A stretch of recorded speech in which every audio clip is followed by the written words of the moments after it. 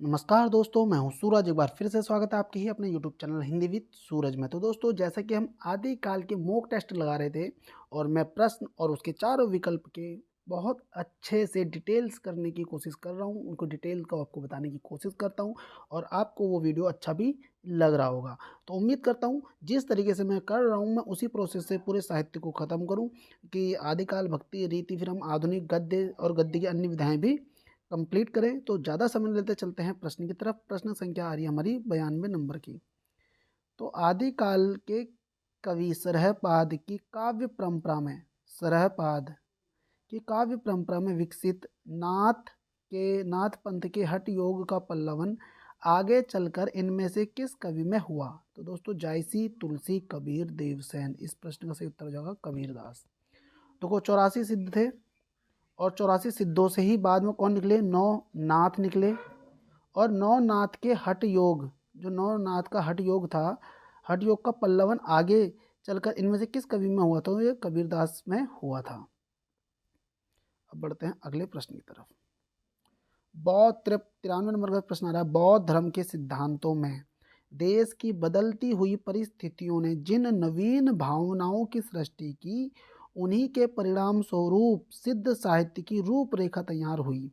सिद्ध साहित्य के प्रादुर्भाव विषयक यह कथन इनमें से किसका है? राम कुमार वर्मा, धीरेन्द्र वर्मा, गणपति चंद्र गुप्त या मिश्र बंधु। तो ये इसका सही उत्तर क्या हो जाएगा आपका? राम कुमार वर्मा। और राम कुमार वर्मा का जन्म कब हुआ है? सभी लोग याद रखना, 1905 में। ये पूछा भी जाता है।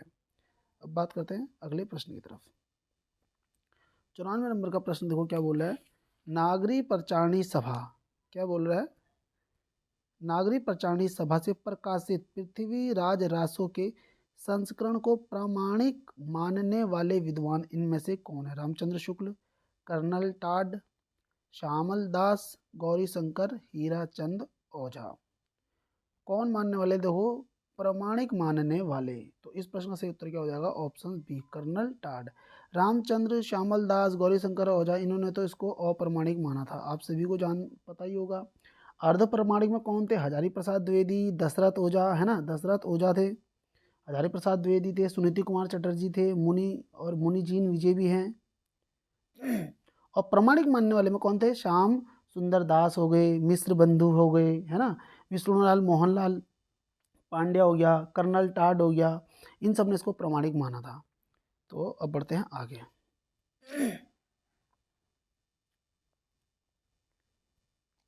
95 आ रहा है, 95 नंबर का प्रश्न। भरतेश्वर बाहुबली रास इनमें से किस काव्य धारा का ग्रंथ है? भरतेश्वर बाहुबली रास, तो मैं आपको बता देता हूँ, 1184 का था ये। कब का है? 1184 का। जैन साहित्य, रासो साहित्य, सिद्ध साहित्य या नाथ साहित्य। तो इस प्रश्न का सही उत्तर क्या हो जाएगा आपका? जैन साहित्य। अब मैं तुम्हें बताता हूँ, भरतेश्वर बाहुबली रास जो रास परंपरा है, रास परंपरा का हिंदी में जो अनुवाद हुआ है, मतलब कि रास परंपरा को हिंदी परंपरा में कन्वर्ट करने वाले कौन थे? भरतेश्वर बाहुबली थे। अच्छा, भरतेश्वर बाहुबली रास था। और इनके जो लेखक हैं, भरतेश्वर बाहुबली रास के लेखक कौन थे? शालिभद्र सूरी। ठीक है, शालिभद्र सूरी। अब बात करते हैं अगले प्रश्न की तरफ। 96 नंबर का प्रश्न आ रहा है। निम्नलिखित में से कौन सी रचना शिलांकित है? शिलांकित मतलब शिल, पत्थर पर अंकित है। वर्ण रत्नाकर, वसंत विलास, उक्ति, व्यक्ति प्रकरण या राउल वेल। तो इसका राइट आंसर क्या है? राउल वेल। 10वीं सदी की रचना थी राउल वेल, है ना। 7 नायिकाओं को भी इसमें जिक्र है, पहली शिलांकित कृति भी है ये। साथ ही साथ आप एक चीज और याद रखना, एक मिनट भैया। तो दोस्तों, इस प्रश्न का सही उत्तर क्या था? ऑप्शन डी इसका राइट होगा। ठीक है। साथ ही साथ अगर हम वर्ण रत्नाकर की बात करते हैं तो 14वीं सदी की थी ये, है ठीक। और वर्ण रत्नाकर में 84 सिद्धों का नाम सबसे पहले इसी में आया था। वर्ण रत्नाकर में ज्योतिषवर ठाकुर की है ये, है ना। अगर हम बात करें किसकी, उक्ति व्यक्ति प्रकरण, दामोदर शर्मा ने लिखी है 12वीं सदी में। वसंत विलास, तो वसंत विलास के बारे में तो काफ़ी सारी चीज़ें आती हैं, जिसमें कि सबसे फेमस चीज़ मैं बताऊं वसंत विलास के बारे में, तो 84 दोहों में रचित है, दोहों में रचित श्रृंगारिक काव्य है। ठीक है।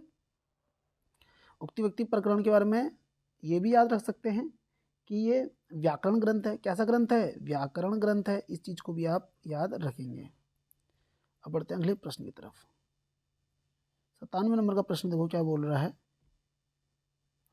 आदिकालीन साहित्य से संबंधित इनमें से कौन सा कथन सही नहीं है? कौन से समय को बोल रहा है? आदिकाल से। दोहा आदिकालीन अपभ्रंश साहित्य का प्रमुख छंद है। दोहा कोश और चर्या गीतों की भाषा शैली में कोई अंतर नहीं है।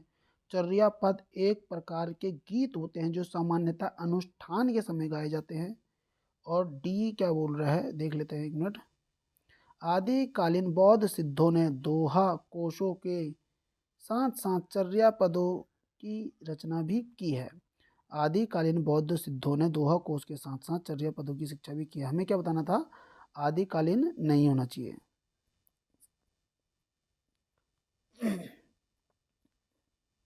अभी क्या बोल रहा है देखो, इसका सही आंसर क्या है? बी। दोहा कोशों और चर्या गीतों की भाषा शैली में कोई अंतर नहीं है। बिल्कुल गलत, दोनों की भाषा शैली में अंतर होता है। चर्या गीत अलग है, दोहा कोश एक रचना है। 98 प्रश्न का नंबर प्रश्न देखते हैं। 98 नंबर का, रचना और रचनाकार की दृष्टि में कौन सा विकल्प सुमिलित नहीं है? ठीक है। प्रबंध चिंतामणि विनय चंद सूरी, पाहुड़ दोहा राम सिंह, नेमिनाथ चरियू हरिभद्र सूरी, भविष्यत कहा धनपाल। तो इसका देखो ऑप्शन ए इसका राइट हो जाएगा, क्योंकि प्रबंध चिंतामणि जैन आचार्य मेरुतुंग की है। किसकी है? विनय चंद सूरी की नहीं। किसकी है ये? जैन आचार्य मेरुतुंग की है। ठीक है। और नेमिनाथ चौपई होती है अगर रचना, क्या होती? मैं तुम्हें बता रहा हूँ। नेमिनाथ चौपई, चौपई अगर होती तब हम विनय चंद सूरी को सही कर लेते। और नेमिनाथ चौपई में ना पहली बार 12 मासा का जिक्र भी हुआ है। ठीक है। अपभ्रंश में 12 मासा का जिक्र। और हिंदी में अगर हम बात करते हैं तो बीसल देव का नाम आता है, याद रखना। अब आ रहा है 99 प्रश्न। 99 नंबर का, जसहर चरियू या जसहर चरित्र के लेखक स्वयंभू, पुष्पदंत, धनपाल या अब्दुल रहमान। इस प्रश्न का सही उत्तर क्या हो जाएगा? पुष्पदंत। तो पुष्पदंत को कैसे याद रखते हैं? देखो, पुष्पदंत का जन्म कोश, मैं बार बार बोल रहा हूँ, मैं पहले ही बताया था। देखो, जन्म कोश जसहर चरियू, नाम कुमार चरियू, महापुराण कोश ग्रंथ, तो ये सब किसके हैं? पुष्पदंत के हैं। और अगर आपको पता हो, शिव सिंह सेंगर ने पहला कवि, हिंदी का पहला कवि किसको बोला है? पुष्पदंत को कहा था। और शिव सिंह सेंगर ने इसका समय बताया था 7वीं सदी, लेकिन सर्वमान्य रूप से 10वीं सदी के हैं पुष्पदंत। लेकिन साथ में देखो स्वयंभू का भी जिक्र हुआ है। तो स्वयंभू की रचना तुम्हें पता है, पौम चरियू है, डिठ्ठड़े में चरियू है ना। धनपाल ने देखो भविष्यत कहा लिखी है 10वीं सदी में। राजा मुंज ने सरस्वती की उपाधि भी दी थी इसको, है ना। और पहली जो भविष्यत कहा है उसमें बहु विवाह के दुष्परिणाम बताए गए हैं, आपको पता होना चाहिए। विंटर नित्य जी ने उसको क्या कहा है? रोमांटिक महाकाव्य भी कहा था। अब अब्दुल रहमान के बारे में देखते हैं। तो पहला मुस्लिम जिसने देसी भाषा में कोई रचना लिखी है, कौन सी थी वो? संदेश रासक। ठीक है, संदेश रासक थी। 12वीं सदी का पूर्वार्ध, उत्तरार्ध और 13वीं सदी का पूर्वार्ध था, आपको ये पता ही होगा। और हजारी प्रसाद द्विवेदी ने अब्दुल रहमान को हिंदी का पहला कवि भी कहा है। ठीक है, तो आपने पढ़ा होगा ये सब कुछ, और नहीं पढ़ा है तो ये डिटेल्स आपको मिल रही है, और ये बहुत अच्छी चीज़ आपको मिल रही है। 100वां नंबर का प्रश्न है, दव्य सहाव पयास नामक अपभ्रंश में लिखित ग्रंथ की रचना किसने की? आशु शालिभद्र सूरी, देवसेन, जिन धर्म सूरी। तो इस प्रश्न का सही उत्तर क्या हो जाएगा आपका? देवसेन। ठीक है, दव्य सहाय पयास, देवसेन। अब अगर देवसेन की, तुम देवसेन कौन थे? तो देवसेन के बारे में अगर तुमने पढ़ा हो तो आपने एक पढ़ा, इनकी एक रचना भी थी, क्या नाम इसका? श्रावकाचार, श्रावका श्रावकाचार। ठीक है, जिसमें 250 दोहे हैं। और ये 933 की है। कब की थी? 933 की। पहली रचना भी बोला जाता है ऐसे। ठीक है, याद रखना इस चीज़ को। अगर हम इसके और बात करता हूँ देवसेन की रचनाओं की, तो नए चक्र मैं क्या बोलता हूँ? देखो, टैड, मैं अपना बताता हूँ तुम्हें, टैड बोलता हूँ मैं, टैड। टैड का मतलब क्या होता है? अब मैं तुम्हें बता दूँ, तत्वसार, आराधना सार, दर्शन सार। अब भाव संग्रह भी है इनका, है ना, भाव संग्रह भी लिखा है इन्होंने। और आसूग की अगर हम बात करते हैं तो चंदन वाला रास इन्होंने लिखी है, 1200 ईस्वी में लिखी थी वो 35 छंदों वाली। शालिभद्र सूर्य की अगर हम बात करते हैं तो भरतेश्वर बाहुबली रास लिखी है ना। अब जिन धर्म सूर्य की बात करते हैं तो स्थूली भद्र रास लिखी है, ठीक है, जिसका जिन धर्म सूर्य का नाम गिरियर्सन ने क्या बताया था, जीर्णधाम बताया था। देख रहे हो आपको कितनी डिटेल्स मिल जाएगी। और ये डिटेल्स अगर आपको अच्छी लग रही है तो आप ये वीडियो को ना लाइक कर देना, अभी कर दो लाइक अगर आपको ये चीज़ें अच्छी लग रही हैं तो। अगर इन चीज़ों से आपको बोरियत आ रही है या फिर आपको लगता है कि ये क्या चीज़ चल रही है, मज़ा नहीं आ रहा है, तो भी आप कमेंट जरूर करिए, मैं इसको शॉर्ट शॉर्ट करके पूरा क्वेश्चन का आंसर बता के आगे बढ़ जाऊंगा। 101 नंबर पे आ रहा है प्रश्न, संदेश रासक, ठीक है, संदेश रासक किस प्रकार का काव्य है, ठीक है, प्रबंध काव्य, खंड काव्य, महाकाव्य, मुक्ता काव्य। तो जो ये है ये आपका कैसा काव्य है, खंड काव्य है। संदेश रासक किसकी थी, अब्दुल रहमान की है, खंड काव्य है ये, ठीक है। और याद रखना ये कालिदास के मेघदूत से प्रभावित है, मेघदूत से प्रभावित, ये बहुत अच्छी बात बता दी मैंने आपको, ठीक है। विक्रमपुर की वियोगिनी की विरह कथा है इसमें, 12वीं सदी का उत्तरार्ध और 13वीं सदी का पूर्वार्ध है। और किसी मुसलमान द्वारा अगर हिंदी में अपभ्रंश में या हिंदी में किसी से लिखी हुई पहली रचना है तो ये यही है। और इसको ही धर्मेतर रास ग्रंथ भी कहा जाता है, पहला धर्मेतर रास ग्रंथ संदेश रासक। अब बढ़ते हैं आगे। अगला प्रश्न देखो 102 नंबर पे, अलवार संतों की संख्या कितनी मानी गई है, तो इसमें पहले से टिक लग गया है, 12 संख्या होती है अलवारों की। 103 नंबर का प्रश्न आ रहा है, कैमास वध किस ग्रंथ की प्रमुख घटना है, बीसल देव रासो, परमाल रासो, पृथ्वीराज रासो या खुमाण रासो। तो इस प्रश्न का सही उत्तर क्या हो जाएगा आपका, पृथ्वीराज रासो। और पृथ्वीराज रासो आप सभी जानते हैं किसकी है, चंद्र बरदाई की ही है। बीसल देव रासो की हम बात करते हैं तो नरपति नाल की है। खुमाण रासो की अगर मैं बात करता हूँ तो किसकी है, दलपति विजय की है। परमाल रासो की अगर मैं बात करता हूँ तो ये किसकी है, जगनिक की ये रचना है। अगला प्रश्न आ रहा है 104 नंबर पर, अपभ्रंश भाषा में लिखित रामचरित्र कौन सा है, अपभ्रंश भाषा में लिखा, देखो समझ गए, स्वयंभू, जैन रामायण मैंने अभी बताया था। अगर आप मेरा पहले के पार्ट देख रहे हो ना तो आप इन चीज़ों में कंफ्यूज नहीं होंगे। रामायण, रामचंद्रिका, पौमचर्यू या महापुराण। तो इस प्रश्न का सही उत्तर क्या हो जाएगा, पौमचर्यू। पौमचर्यू में भी राम का चरित्र तो है ना, 5 कांड है इसमें, 90 संधियां हैं। आपको पता होगा 83 संधि किसने करी थी, स्वयंभू ने लिखी है। 7 संधि बाकी किसने लिखी थी, त्रिभुवन ने पूरी की है। त्रिभुवन कौन है, स्वयंभू का पुत्र है।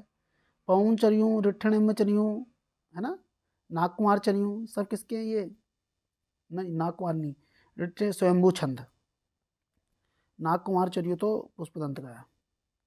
पृथ्वीराज रासो की भाषा क्या है, डिंगल, पिंगल, अपभ्रंश और अवधि। तो इस प्रश्न का सही उत्तर क्या जा रहा है, तो इसमें याद रखना पृथ्वीराज रासो की जो भाषा है वो है कायदे से पिंगल, ठीक है।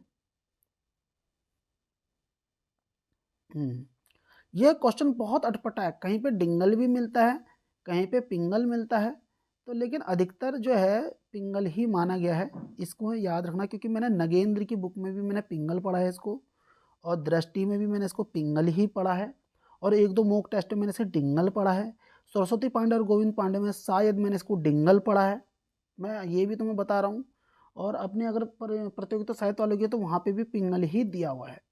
तो ये बहुत कन्फ्यूज़न वाला है, तो मैं इसको पिंगल की तरफ ही जाता हूँ क्योंकि मैंने नगेंद्र के इसमें भी इसको पिंगल में पढ़ा था। अब बढ़ते हैं आगे। अब पिंगल क्या होता है मैं तुम्हें बता देता हूँ। यदि अपभ्रंश के साथ ब्रज भाषा जुड़े तो वो पिंगल शैली बनती है। यदि अपभ्रंश में राजस्थानी जुड़ जाए तो वो डिंगल बनती है। तो ऐसा लगता है कि अपभ्रंश और राजस्थानी होनी चाहिए क्योंकि पृथ्वीराज रासो राजस्थान का ग्रंथ है, कायदे से उस तरफ का है, तब जाके लगता है, लेकिन ये पिंगल में जाता है, इस चीज़ को आप लोग याद रखना। 106 नंबर का प्रश्न आ रहा है, निम्नलिखित में से कौन सी रचना अपभ्रंश के प्रभाव से मुक्त हिंदी की रचना मानी जाती है, राउलवेल, हमीर रासो, बीसल देव रासो, भरतेश्वर बाहुबली रास।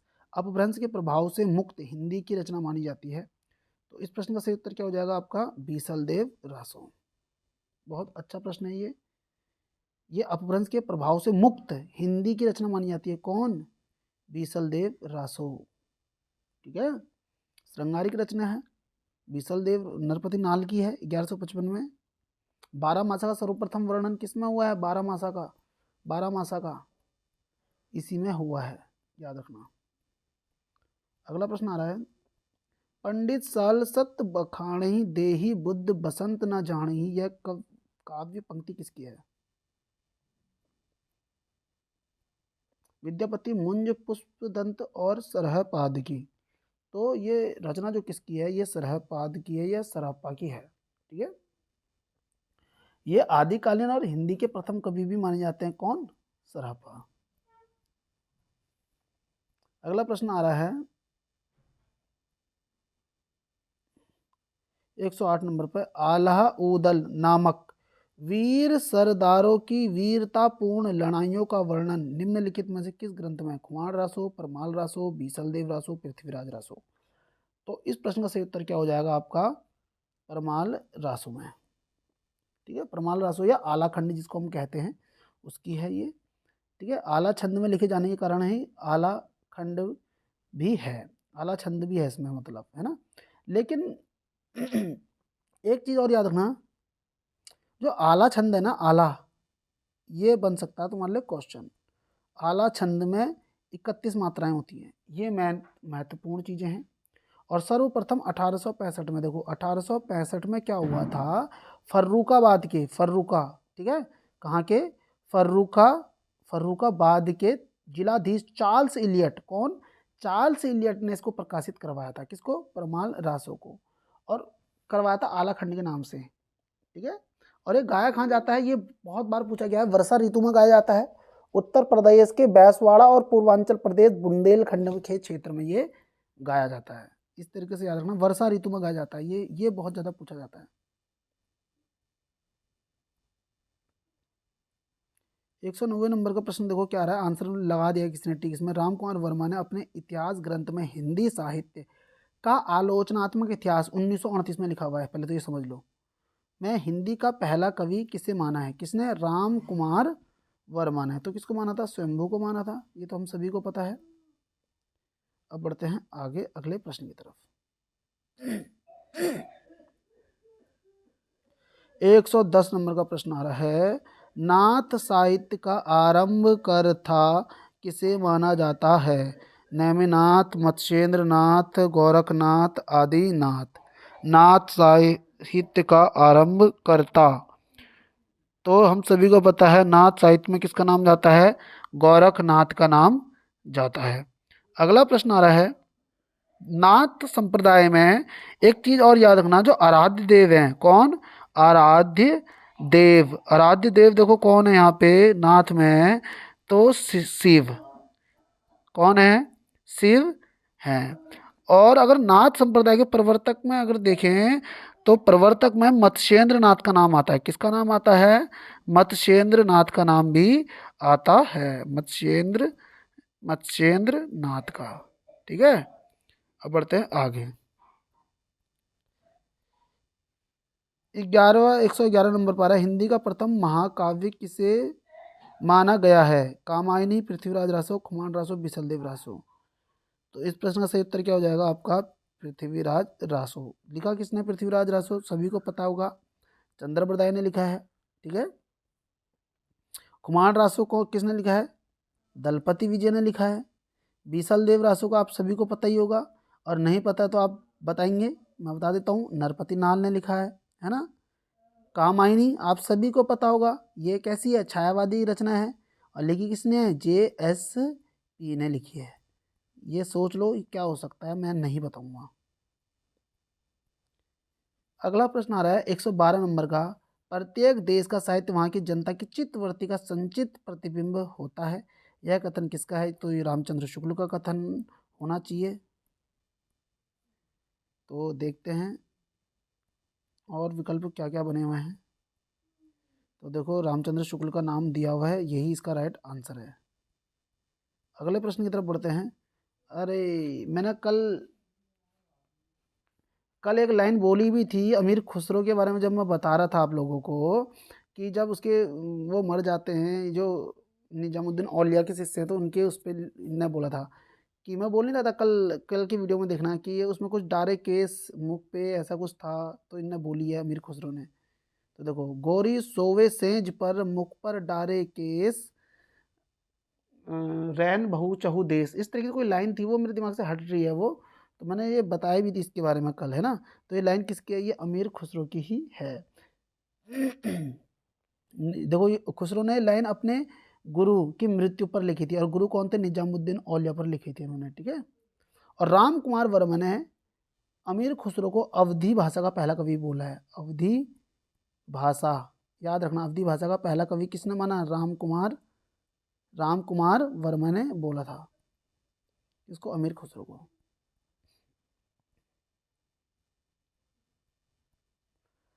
114 नंबर पे आ रहा है, आदि काल के किस कवि ने खड़ी बोली में रचना की है?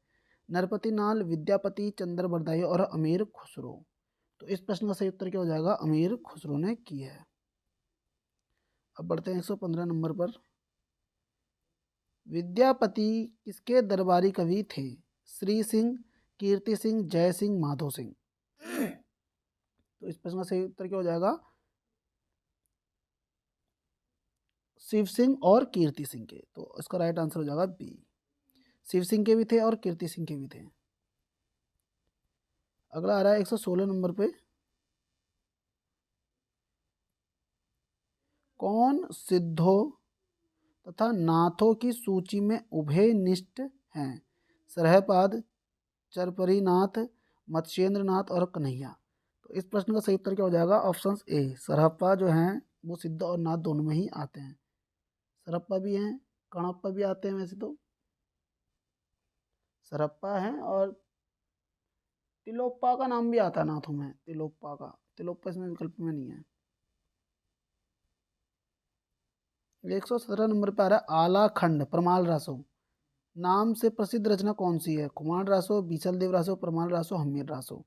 तो गलती से अब मैं समझा नहीं कि वो प्रश्न यही बनेगा, तो प्रमाल रासो उसने यही क्वेश्चन पूछ लिया, परमाल रासो। अब परमाल रासो के लेखक कौन थे? तो मैं आपको बता देता हूँ, आप सभी को पता ही है, मैं इतने बार बता चुका हूँ, जगनी का है ना। परमाल रासो में आला और उदल नामक दो सरदारों की वीरतापूर्ण वर्णन है। और सबसे पहले किसने प्रकाशित किया? 1865 में फर्रुखाबाद के जिलाधीश चार्ल्स इलियट ने कराया था, है ना। अब बढ़ते हैं आगे। चंद्र बरदाई किस राजा के दरबारी कवि थे? चंद्र बरदाई पृथ्वीराज चौहान, जय सिंह, खुमान राजा, बीसल देव। तो इसका राइट ऑप्शन हो जाएगा ऑप्शन ए। ये बेसिक से प्रश्न में ज़्यादा समय नहीं लेना है।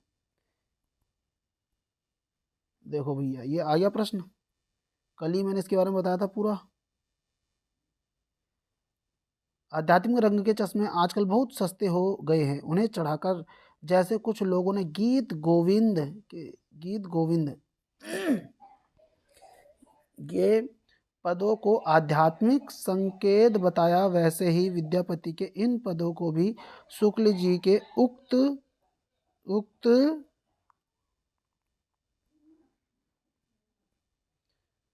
हाँ, तो प्रश्न आ रहा है, आध्यात्मिक रंग के चश्मे आजकल बहुत सस्ते हो गए हैं, उन्हें चढ़ाकर जैसे कुछ लोगों ने गीत गोविंद के पदों को आध्यात्मिक संकेत बताया है, वैसे ही विद्यापति के इन पदों को भी शुक्ल जी के उक्त कथन पर आशय है। विद्यापति के पदों को आध्यात्मिक चश्मे से देखना चाहिए। विद्यापति के पदों और गीत गोविंद के भाव साम्य नहीं है। विद्यापति के पद अधिकतम श्रृंगार के ही हैं। विद्यापति के इन पदों की रचना भक्ति की दृष्टि से की गई है। तो इस प्रश्न का सही उत्तर क्या हो जाएगा आपका? ऑप्शन सी, विद्यापति के पद अधिकतम श्रृंगार के ही हैं। अब बढ़ते हैं अगले प्रश्न की तरफ। 120 नंबर पे, पहले जैसे गाथा या गाहा कहने से प्राकृत का बोध होता था, वैसे ही पीछे कहने से अपभ्रंश या लोक प्रचलित काव्य भाषा का बोध होने लगा। शुक्ल के इस कथन के रिक्त स्थान पर क्या होगा? चौपाई, रासो या रासक, दोहा या दुहा, छप्पाई। तो इस प्रश्न का सही उत्तर क्या था? ऑप्शन सी, दोहा या दुहा कहने से अपभ्रंश का बोध होता था। अगला प्रश्न आ रहा है 181 नंबर पे। पृथ्वीराज विजय नामक ग्रंथ के आधार पर पृथ्वीराज रासो को अप्रमाणिक रचना मानने वाले विद्वान डॉक्टर बुलर, कविराज श्यामल दास, मुंशी देवी प्रसाद, गौरी शंकर हीराचंद। तो इस प्रश्न का सही आंसर है ऑप्शन ए। 1875 में इनने इसको अप्रमाणिक घोषित किया था। अब देखो पृथ्वीराज विजय किसकी है? जयनायक की है, जयनायक। ठीक है, अब बढ़ते हैं अगले प्रश्न की तरफ।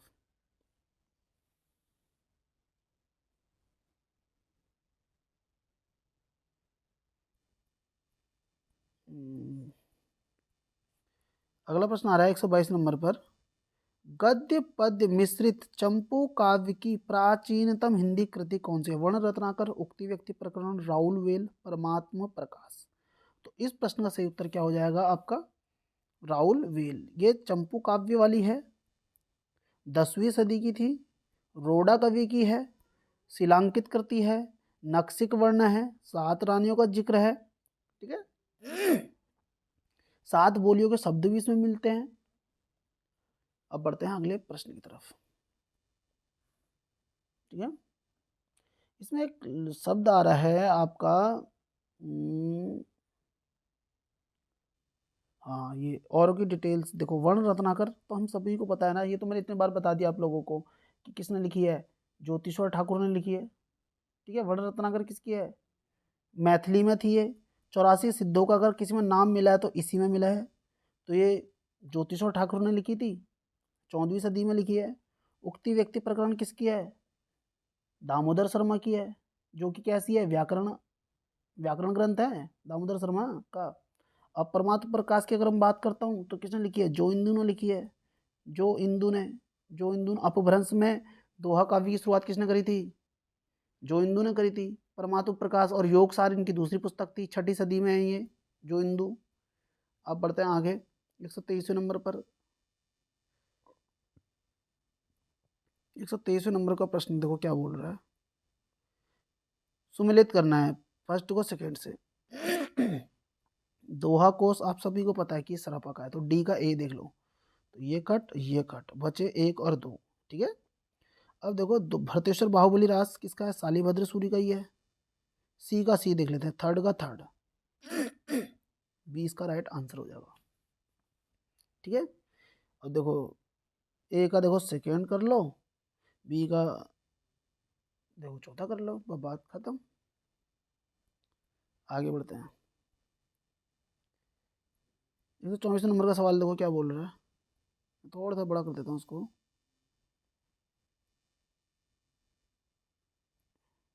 जनता की चित्तवृत्ति के परिवर्तन के साथ साहित्य स्वरूप में परिवर्तन नहीं होता। तो ये कोट तो मुझे ऐसी गलत लग रहा है, क्योंकि प्रत्येक देश का साहित्य वहाँ की जनता की चित्तवृत्ति का संचित प्रतिबिंब होता है। तो इसमें बोल रहा है कि क्या सही क्या गलत है, तो इसका सही क्या हो जाएगा? ऑप्शन ए ही इसका सही जाएगा, क्योंकि पहला गलत है, दूसरा क्या है? सही है। रामचंद्र शुक्ल का ही कोट ये दिया हुआ है। अगला आ रहा है 125 नंबर का प्रश्न। गोरखनाथ की साधना पद्धति का नाम ब्रज यानी साधना, हठयोग साधना, काल भैरव साधना, सम्यक साधना। तो ये प्रश्न भी ज़्यादा कोई इजी मतलब टफ नहीं था, हठयोग साधना। ठीक है, हठ योग में याद रखना, हौ का अर्थ जो होता है वो सूर्य होता है। और देखो ये हौ, हौ और ठौ। हौ मतलब सूर्य और ठौ मतलब होता है चंद्रमा। इस चीज को आप लोग याद रखना। इन दोनों के योग को ही हठ योग कहते हैं, और गोरखनाथ को ही नाथ पंथ का प्रवर्तक या आरंभकर्ता भी कहते हैं। अगला प्रश्न देखो क्या आ रहा है 126 नंबर पर। पाहुड़ दोहा ग्रंथ के रचनाकार जो इंदु, राम सिंह, जिंदत सूरी, धनपाल। तो इस प्रश्न का राम सिंह है, ये 10वीं सदी के थे, याद रखना। और रहस्यात्मक कवि वाले रहस्यात्मक रचना इनने करी है, राम सिंह ने। अब हम बात करते हैं जरा जोइंदू की। तो जोइंदू की अभी मैं आपको बता के गया हूँ, रहस्यवादी कवि है ना राम सिंह। और जोइंदू के बारे में मैंने अभी आपको बताया था कि इन्होंने क्या लिखी? योगसार लिखी थी, है ना। योगसार लिखी है जोइंदू ने, परमात्मा प्रकाश भी लिखी थी। अब बात करते हैं अगले प्रश्न की तरफ। धनपाल का भविष्य कहा, अभी हम पढ़ गए हैं, ठीक है। जिनदत्त सूरी उपदेश रसायन रास, पहला रास ग्रंथ। 127 नंबर पे प्रश्न मैं हिंदुस्तान की तूती हूँ, यह कथन किसका है? लेखक कल्लूलाल इंसा लल्लूलाल होना चाहिए, लल्लूलाल इंशाअल्लाह का अमीर खुसरो भारतेंदु हरिश्चंद्र। तो इस प्रश्न का सही उत्तर क्या हो जाएगा? अमीर खुसरो। अमीर खुसरो के गुरु का नाम कौन है? क्या है? निजामुद्दीन औलिया। जन्म कब हुआ है? 1253 से 1325। एटा यूपी में है, एटा, और गांव का नाम है पट्टियाली। पटियाला नहीं, पटियाली, और ये हमेशा पटियाला दिया रहता है, याद रखना।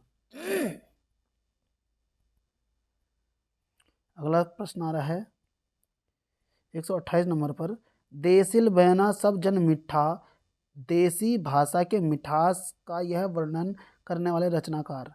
शालिभद्र सूरी, हजारी प्रसाद द्विवेदी, चंद्र बरदाई या विद्यापति? तो इस प्रश्न का सही उत्तर क्या हो जाएगा? विद्यापति। और एक चीज और साथ ही साथ याद रखना आप लोग, विद्यापति कैसे हैं? शैव संप्रदाय के कवि हैं। कीर्तिलता, कीर्ति पताका, पदावली, इन्होंने सबने काफी सारी रचनाएं भी इनने की हुई है। मैथिल कोकिल को भी, मैथिल कोकिल नाम से भी जाना जाता है, किसको? विद्यापति को। बात करते हैं 129वें नंबर के प्रश्न की। क्या बोल रहा है? सारंगधर पद्धति, सबसे पहले तो याद रखो संस्कृत की है ये रचना। किसकी है? संस्कृत का ग्रंथ है। किस विधा की रचना है? महाकाव्य, सुभाषित ग्रंथ, संग्रह, खंड काव्य या एकार्थ काव्य? तो इस प्रश्न का सही उत्तर क्या हो जाएगा?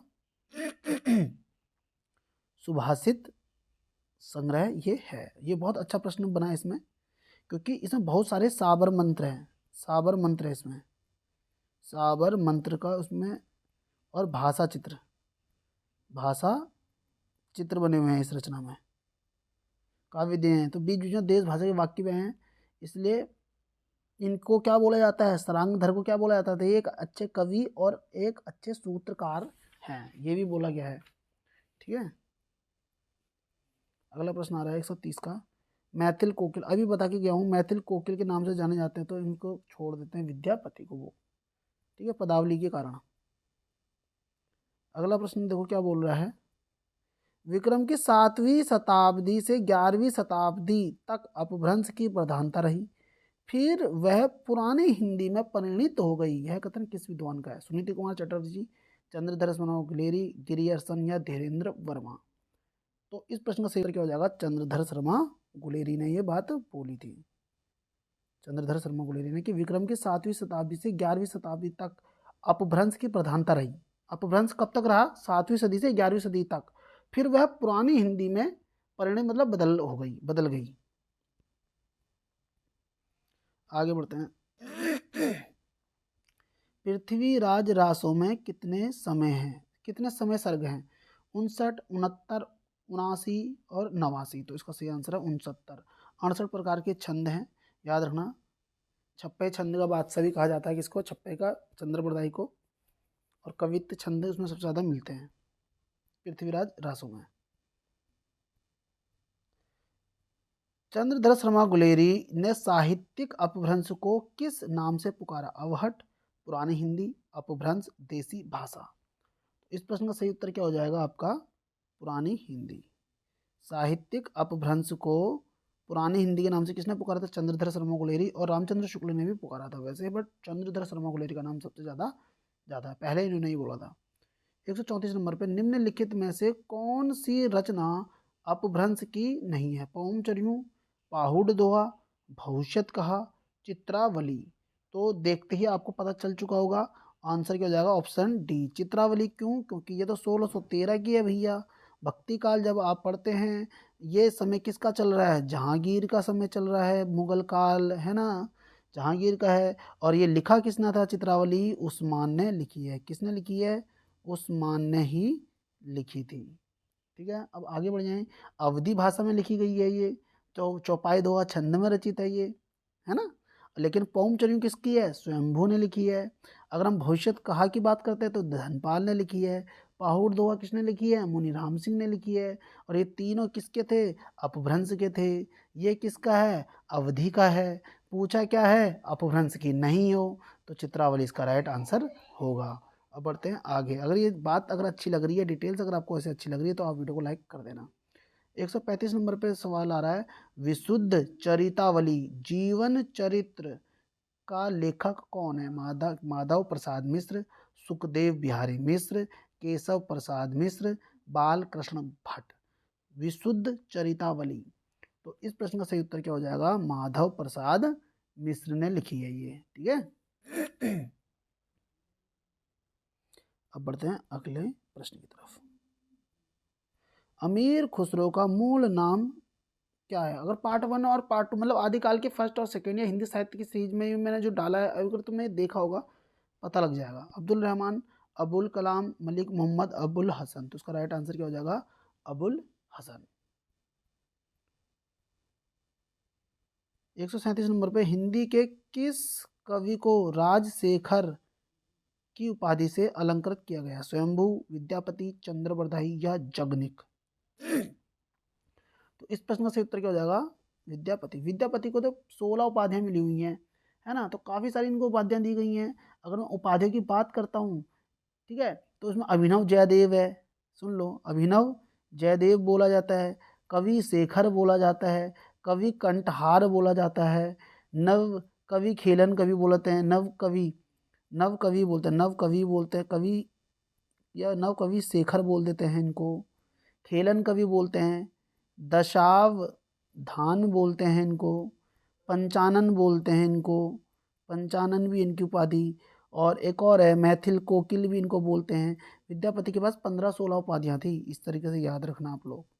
अब बढ़ते हैं अगले प्रश्न की तरफ।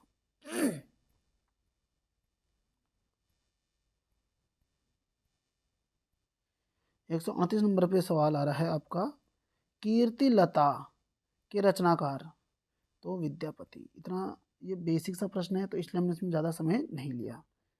कीर्ति लता में सभी को पता है, ये भ्रंग भ्रंगी संवाद के रूप में लिखी गई है।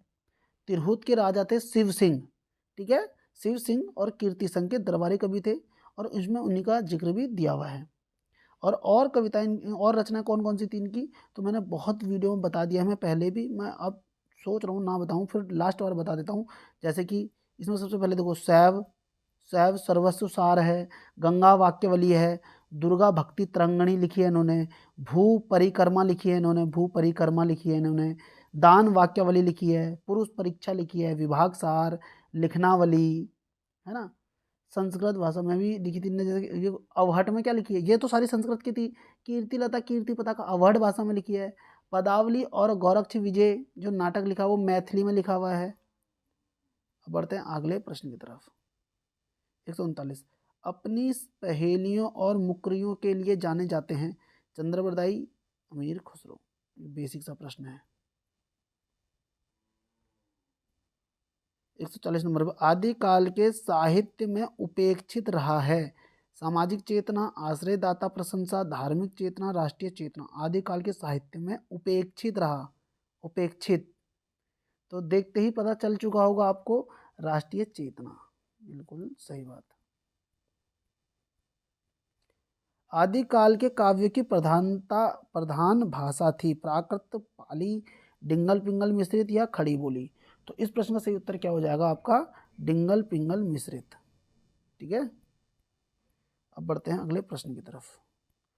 पुस्तक जलहण हत दे चली गज्जन नरकाज पंक्ति किस कवि से संबंधित? नरपति नाल, विद्याधर, चंद्रबरदाई, जलहण। तो इस प्रश्न का सही उत्तर क्या हो जाएगा? चंद्रबरदाई। चंद्रबरदाई जब चले जाते हैं तो ये पुस्तक किसके? जलहण के हाथ में दे जाते हैं, क्योंकि चंद्रबरदाई का ये पुत्र है, और बाद में पृथ्वीराज रासो को पूरा भी कौन करते हैं? चंद्रबरदाई ही करते न, जलहण करते हैं। अब हजारी प्रसाद द्विवेदी ने, अगर आपको पता हो कि जो पृथ्वीराज रासो है उसको सुख सुखी संवाद कहा है, क्या बोला था? सुख सुखी संवाद, सुख सुखी संवाद के रूप में माना था, ठीक है। और पृथ्वीराज रासो को किसने बोला था कि यह एक राजनीतिक महाकाव्य है? यह दूसरे शब्दों में कहो तो राजनीतिक महाकाव्यात्मक त्रासदी है, बच्चन सिंह ने बच्चन सिंह ने क्या बोला था, मैं वचन दे के बोल रहा हूँ, मैं वचन देता हूँ कि जो पृथ्वीराज रासो है वो राजनीतिक महाकाव्य है, राजनीतिक महात्रासदी है, मैंने इस चीज के लिए वचन दे दिया, बिल्कुल। तो वचन दे दिया था पृथ्वीराज रासो की रचना के लिए कि ये क्या है, राजनीतिक महाकाव्य है। ठीक है, अब बढ़ते हैं अगले प्रश्न की तरफ। सुमेलित नहीं है। भरतेश्वर बाहुबली राज तालिभद्र सूरी, रेवंत गिरी राज विजय सेन सूरी, स्थूली भद्र राज जिनधर्म सूरी, चंदन बाला राज आसूग। इस प्रश्न का सही उत्तर क्या हो जाएगा, सभी लोग बताएंगे। तो इसका सही आंसर क्या हो जाएगा, सी, स्थूली भद्रराज जिन दत्त का नहीं है, यह है जिन धर्म का, जिन धर्म का। जिनदत्त सूरी ने तो उपदेश रसायन रास लिखा है, उपदेश रसायन रास। ठीक है, अब भरतेश्वर बाहुबली राज सालिभद्र सूरी, ये सही, ये सही, ये भी सही, अब ये भी सही, अब हो जाएंगे चारों सही। बढ़ते हैं अगले प्रश्न की तरफ। रणमल छंद का रचयिता कौन है, भट्ट केदार, जोइंदू, मधुकर कवि, श्रीधर। तो इस प्रश्न का सही उत्तर क्या है, श्रीधर। याद रखना 70 छंदों की रचना है ये। वीर गीत क्या है, वीर गीत है। ठीक है, अब भट्ट केदार ने क्या लिखी है, भट्ट केदार ने जो आपकी वो जय मैंग जस चंद्रिका मधुकर कवि की है, और जय मैंग जस चंद्रिका और आदिकाल में कुछ दो रचनाएं आती हैं, उसी में आता है भट्ट केदार की रचना का नाम भी, जयचंद प्रकाश है, हाँ जयचंद प्रकाश। ठीक है, जय मैंग जस चंद्रिका जो है मधुकर कवि की थी, और परमात्म प्रकाश और योगसार जोइंदू ने लिखी है। ठीक है, यह आता गया मधुकर कवि, जय मैंग जस चंद्रिका लिखी है मधुकर कवि ने, और जयचंद प्रकाश लिखी थी भट्ट केदार ने, योगसार और परमात्म प्रकाश जोइंदू ने, रणमल छंद श्रीधर ने। अब बढ़ते हैं अगले प्रश्न की तरफ। पृथ्वीराज रासो में पृथ्वीराज के पिता कौन है, राजेश्वर, समर सिंह, अनंगपाल या सोमेश्वर। तो इस प्रश्न का सही उत्तर क्या हो जाएगा आपका, ऑप्शन डी, सोमेश्वर। बढ़ते हैं अगले प्रश्न की तरफ 146 नंबर पर। प्राकृताभास हिंदी से आशय है, अपभ्रंश हिंदी, प्राकृत पाली। तो प्राकृताभास हिंदी से आशय क्या होता है आपका, अपभ्रंश होता है। गौरव गौरव बादल की कथा किस के द्वारा रचित है, दलपति विजय, नरपति नाल, जटमल, जलहण। तो इस प्रश्न का सही उत्तर क्या हो जाएगा, जटमल ने लिखी है गौरव बादल की कथा। ठीक है, अब बात करते हैं अगले प्रश्न की तरफ। दलपति विजय की खुमाण रासो है, आप सभी को पता है। नरपति नाल ने तो बीसल देव रासो लिखी है। मेरा पैर। अगला प्रश्न आ रहा है, देखो 139 नंबर पे आ रहा है, नाथों की संख्या कितनी है, ये छोड़ देते हैं, 9 है। नागार्जुन, तो इसका सीरीज याद रख सकते हैं आप, नागार्जुन होगी जैसे, जड़ भरत है ना, हरीश चंद्र है, सत्यनाथ है, भीमनाथ है, फिर गोरक्षनाथ है, फिर चरपटनाथ है, फिर जलंधर नाथ हो गया, फिर मलयार्जुन हो गया। तो ये 9 सीरीज को ऐसे ही याद रखना, हमेशा ये काम आएगी आपके। 149 नंबर का प्रश्न आ रहा है आपका, सिद्धों में सबसे पुराने कौन थे, पुराने, नरोपा, लुइपा, गोरक्षपा, सरापा। सिद्धों में सबसे पुराने, तो इस प्रश्न का सही उत्तर क्या हो जाएगा आपका, सरापा। अब बढ़ते हैं अगले प्रश्न की तरफ, एक मिनट।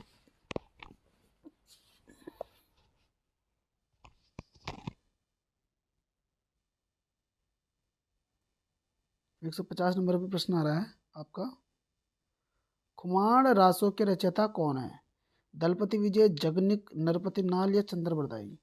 तो खुमाण रासो किसका है, बताएंगे सभी लोग, दलपति विजय का। जगनिक ने क्या लिखी है, परमाल रासो लिखी है, बीसल देव रासो इनकी है, और पृथ्वीराज रासो इनकी है। अब बढ़ते हैं अगले प्रश्न की तरफ। 151 नंबर का प्रश्न आ रहा है, कौन सी रचना विद्यापति की नहीं है, कीर्ति पताका, कीर्ति लता, पदावली, जय मैंग जस चंद्रिका। तो ये किसकी है, जय मैंग जस चंद्रिका किसने लिखी थी, ये मधुकर भट्ट की है। ठीक है, अब बात करते हैं आगे अगले प्रश्न पे।